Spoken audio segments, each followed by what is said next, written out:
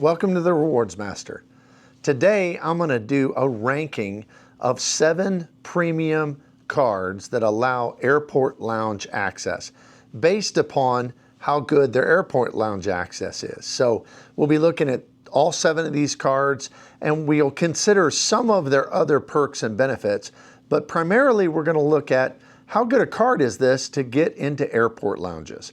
So if you would, hit the like and subscribe button and let's examine these together.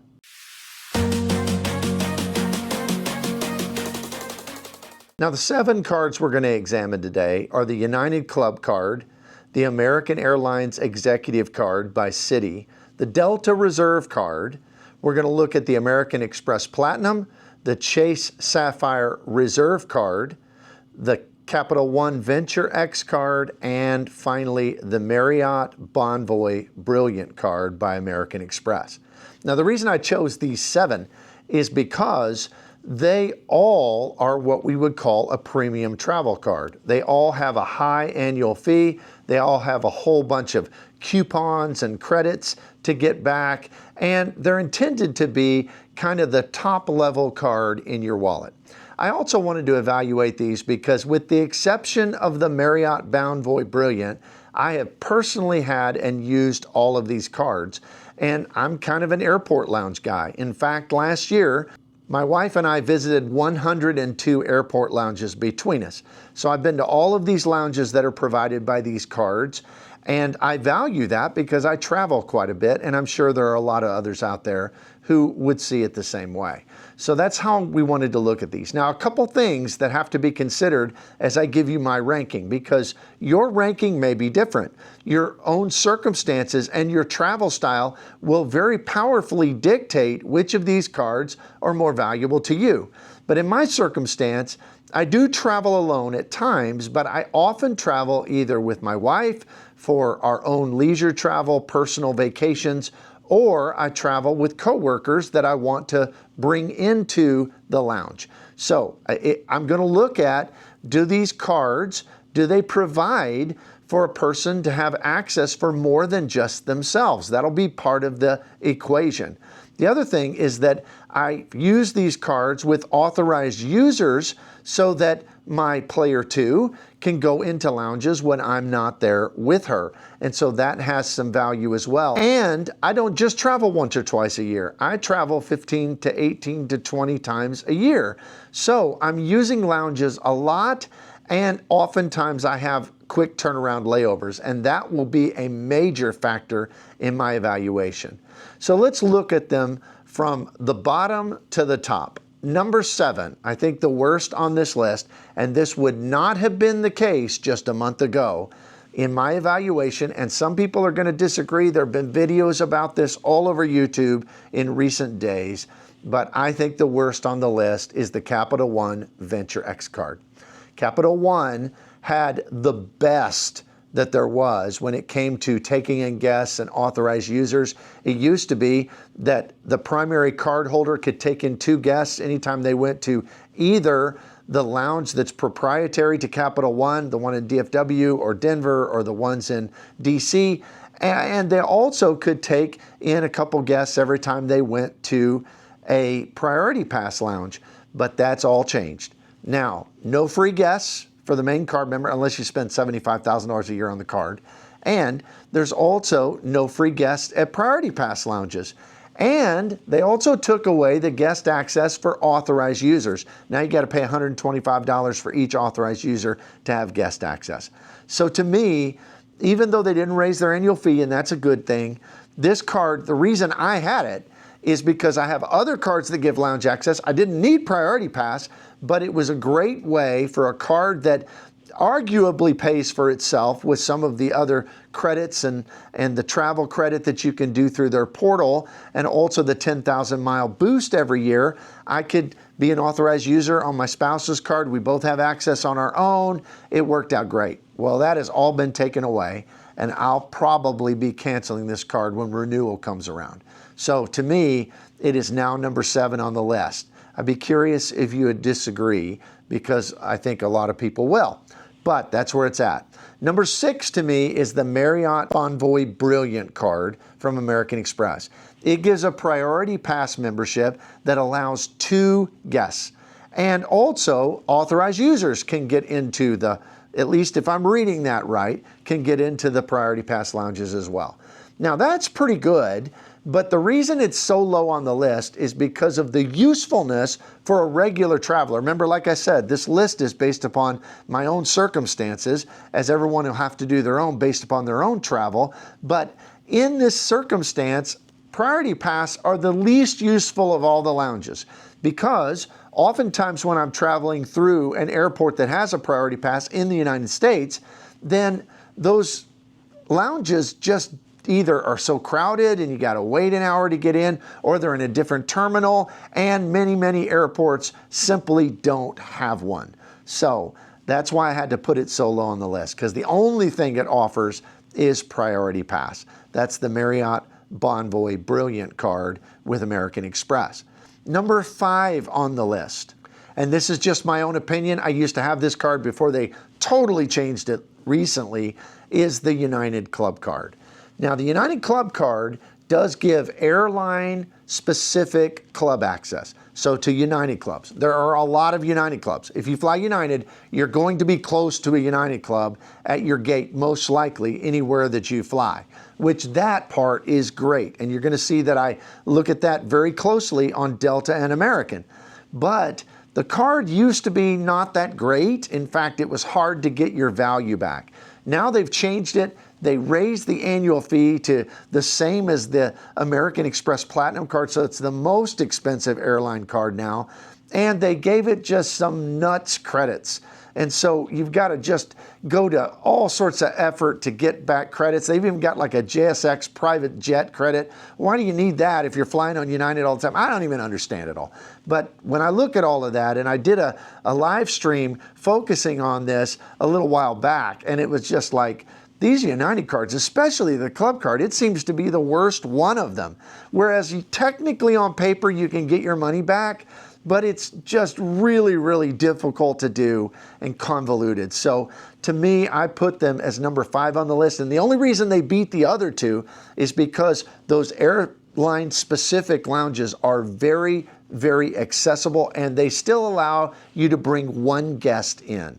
So that makes it a little bit better if you're flying United, but just the card itself just is so bad now and so expensive that I think that they don't deserve to be any higher on the list. Number 4 on the list, in my estimation, is the Chase Sapphire Reserve. Now, there's big changes coming, but I'm just talking about the card as it is at the time of filming. And that is, it's old 500 plus annual fee, and you get a priority pass membership and also access to their Sapphire lounges. The Sapphire lounges are growing pretty rapidly, faster than Capital One is building lounges, and they're very nice. I've been in one, the one in JFK, and it was impressive. So that's a great feature. It also gives access to priority pass lounges, and you get to bring in guests, as you do with the Sapphire lounges, and your authorized users get to bring in guests, and the authorized user fee is less than many of these cards. It's like $75 for an authorized user. So to me, this is getting up there as a pretty good lounge card, because it's not just priority pass. They also have the Sapphire lounges. So I put them at number 4 on the list. That brings us to number 3. Number 3 is what is often called the granddaddy, the king of all airport lounge cards, and that is the American Express Platinum card. Now, you may ask, well, why wouldn't you put that as the best? I will say, it has the best lounge access as far as the number of lounges you can get into. It's the best of the best. It does give authorized users the ability to get into American Express Centurion lounges, Delta lounges, and on the Priority Pass membership, it does give guests. That's all really good. And the only reason I don't have it higher on this list is because if you travel a lot, like I do, you find that the American Express lounges, although they're everywhere, that they're often in inconvenient places on a short layover. So I have to change terminals. I have to have like at least an hour and a half or a 2-hour layover even to be able to begin to enjoy the lounge. So that kind of dings it a little bit. The other thing is that it doesn't allow guest access. So you have to pay either at the Delta lounges or at the American Express lounges, even though you do get guests at Priority Pass. At those lounges, you have to pay to get people in. And so to me, that kind of knocks it down as well. But number 3 on the list, that's not too bad. That's a pretty good card. Now my number 1 and number 2 will probably really irk some people in this credit card community because they generally don't see airline cards as being better than these transferable currency cards when it comes to airline access. But I think that's because the audience is usually people who travel once or twice or 3 times a year. And I guess they can schedule long layovers. But if you're someone who's a business traveler, travels all the time, then I often want to get where I'm going quick and I have a short layover. So it's an hour long or an hour and 10 minutes or 15 minutes or whatever. And to travel all the way across the airport to a different terminal is super inconvenient. But these airline lounges, and this is true of United that I put much lower on the list, but these airport lounges that are associated with the airline you're flying are usually very close by. You can hop in, hop out, get something to drink, get something to eat, relax for a few minutes, and you get to use your airport lounge access when you wouldn't normally have been able to use it. So my number 2, and I really debated which one's better because I use number 2 a lot more than number 1. I have them both, but number 2 is my go-to because it's my go-to airline, is the American Airlines Executive Card from Citibank. Now this card gives you access to American Airlines Admirals Club lounges. There's a lot of them. If you fly American, you're going to be landing at a gate or departing from a gate that's very near one of these lounges. You can use it. You get 2 guests into the lounges. And your authorized users on the card also get into the lounge and they also get guests. So this card is, to me, a very, very valuable card. I also find the card great for other reasons. It gives back some good credits, not enough to offset the annual fee, but if you're chasing status on American, it is the king of cards for that because it gives boosts along the way. It also has great multipliers if you're using American Airlines Hotels portal. I think that's great. And American miles are super, super valuable. So I debated, should it be number 1?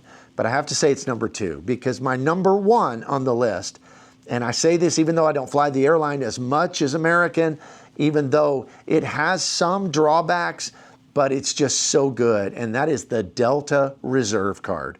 And the reason I think it's the best is for several factors. First of all, let's talk about the negative. You don't get guests just for free into the Delta clubs or into the Centurion clubs. For the Delta clubs, you do get 4 free passes a year. Also, it has a limitation of you can only go into the Delta clubs 15 times a year. Well, 15 trips because it counts as a 24-hour period. But the reason, even with those drawbacks, I think this card is the best is because the card is so good. I think that the Delta Reserve Card is the easiest card to get your money back because you get these credits for Resi restaurants, you get this credit for Delta stays, you get credit for rideshare, and then you get a free companion certificate. You add all that up, man, it's easy. I mean, they're easy to use. You get your money back. But then on top of that, it gives access to the Delta Sky Clubs, which just the quality of the lounge. It's better than American. It's better than United.